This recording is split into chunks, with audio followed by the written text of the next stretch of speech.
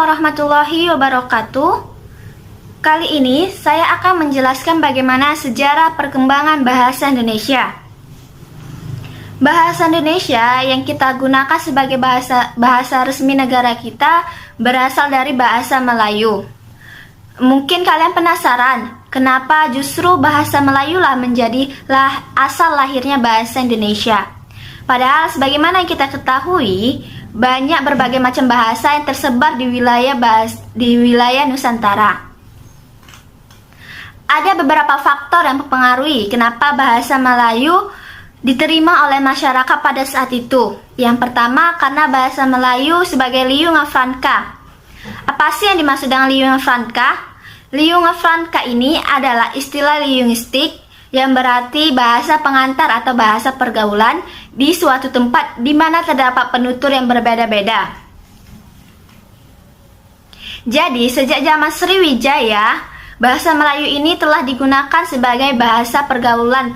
Pada saat itu, bahasa Melayu menjadi bahasa yang dapat dipahami dan digunakan oleh berbagai suku yang memiliki latar belakang bahasa ibu yang berbeda-beda. Oleh karena itu, sebagai liunga franca, bahasa Melayu ini cepat tersebar ke berbagai daerah di Nusantara. Faktor kedua adalah sistem bahasa Melayu yang berbeda dengan bahasa lainnya. Di Indonesia, perbedaannya dapat dilihat dari cara penggunaannya.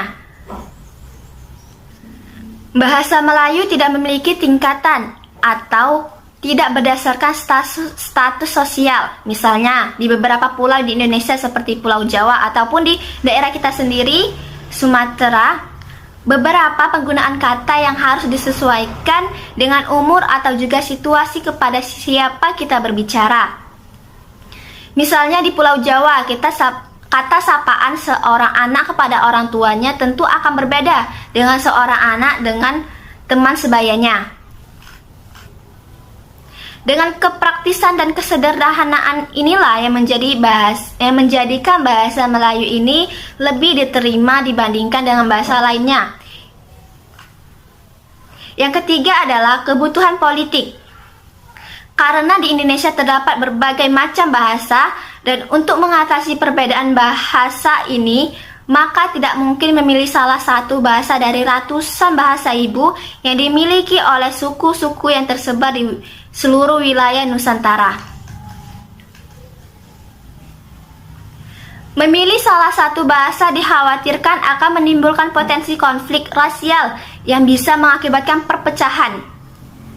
Oleh sebab itu, dengan memilih bahasa Melayu merupakan hal yang tepat karena bahasa ini telah digunakan sebagai bahasa pergaulan dan juga telah dipahami di berbagai daerah di Nusantara. Nah, ketiga faktor tadi yang menjadi alasan kenapa bahasa Melayu ini kemudian terpilih menjadi bahasa pemersatuan. Namun, tahukah kalian bahasa Indonesia yang kita gunakan saat ini sudah tidak sama lagi dengan bahasa Melayu? Disebabkan oleh adanya perkembangan yang dipengaruhi oleh berbagai faktor seperti faktor waktu, politik, sosial budaya, dan juga ilmu pengetahuan dan teknologi. Baik, pertama saya akan menjelaskan dulu mengenai faktor waktu. Jika dilihat dari lintasan sejarah, terdapat 3 fase. Fase pertama itu masa prakolonial, masa kolonial, dan masa pergerakan. Pada masa prakolonial ini, kita bisa melihat buktinya melalui bukti tertulis seperti inskripsi dan prasasti serta dialek Melayu yang tersebar di seluruh wilayah Nusantara. Kedua adalah masa kolonial.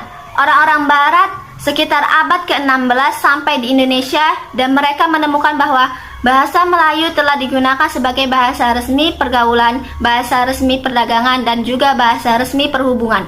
Selanjutnya, masa pergerakan. Masa ini dimulai pada tahun 1901 di mana telah disusun ejaan resmi bahasa Melayu Van Ophusen yang merupakan cikal bakal ejaan bahasa Indonesia. Pada saat itu masih terdapat penggabungan 2 konsonan untuk membentuk huruf-huruf tertentu. seperti C menjadi T dan J, dan C menjadi D dan C. Kemudian pemerintah kolonial pada tahun 1098 mendirikan Badan Penerbit Buku-Buku Bacaan yang diberi nama Taman Bacaan Rakyat. Dan ini diubah lagi menjadi Balai Pustaka pada tahun 1917. Badan penerbit ini menerbitkan novel-novel dan juga buku-buku penuntun yang tidak sedikit. Telah membantu penyebaran bahasa Melayu di kalangan masyarakat luas. Bahasa Indonesia yang berasal dari bahasa Melayu ini barulah pada tanggal 8 Oktober 1928 ditetapkan sebagai bahasa nasional.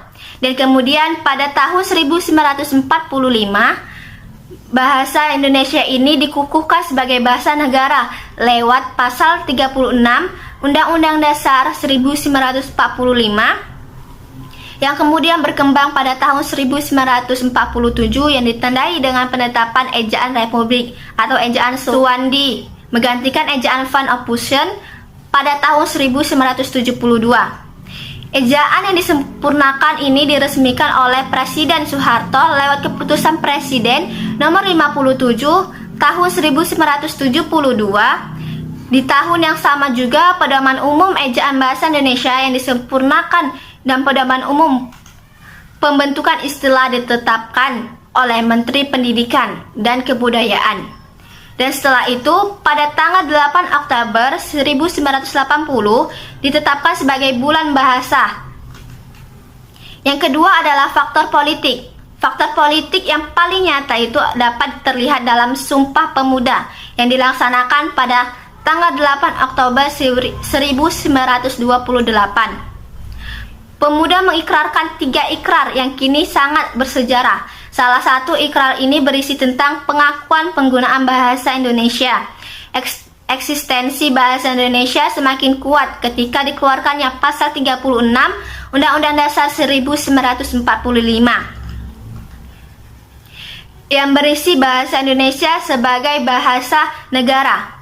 Pada saat itu Jepang meminta kesiapan bangsa Indonesia untuk merdeka, salah satunya dengan mempersyaratkan bahasa persatuan bahasa. Persatuan ini merupakan salah satu tuntunan yang harus dipenuhi pemerintah Indonesia agar bisa mendapatkan kemerdekaannya dari Jepang. Selanjutnya, faktor sosial budaya. Hasil dari interaksi masyarakat antar suku satu dengan yang lainnya, ini menyebabkan adanya perkembangan bahasa Indonesia. Contohnya, dengan adanya program transmigrasi yang di sana pemerintah dan juga arus urbanisasi menjadi interaksi antar suku ini. Semakin kuat hasil pertemuan sosial budaya ini melahirkan beberapa istilah kebahasaan yang dipahami oleh pemakainya, kemudian diakui sebagai bahasa Indonesia. Misalnya kata bahasa daerah Sunda, bahasa Jawa, dan sebagainya, yang kemudian menjadi kata bahasa Indonesia. Selanjutnya, perkembangan bahasa Indonesia yang dipengaruhi oleh teknologi. Terdapat beberapa istilah dari kata bahasa Inggris yang diindonesiakan dengan menyerapnya secara utuh ataupun sebagian lain dicarikan padanannya yang sesuai dengan konsep ilmiah. Misalnya kata website kemudian dipadankan menjadi laman, kata download dipadankan menjadi unggul, dan bahkan kata Facebook dalam bahasa Inggris yang telah diindonesiakan.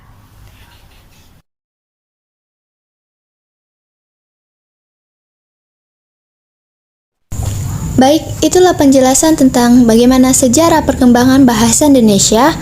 Jangan lupa like, comment, and subscribe channel saya, Salsabila Yasmin. Sampai jumpa, bye-bye. Assalamualaikum warahmatullahi wabarakatuh.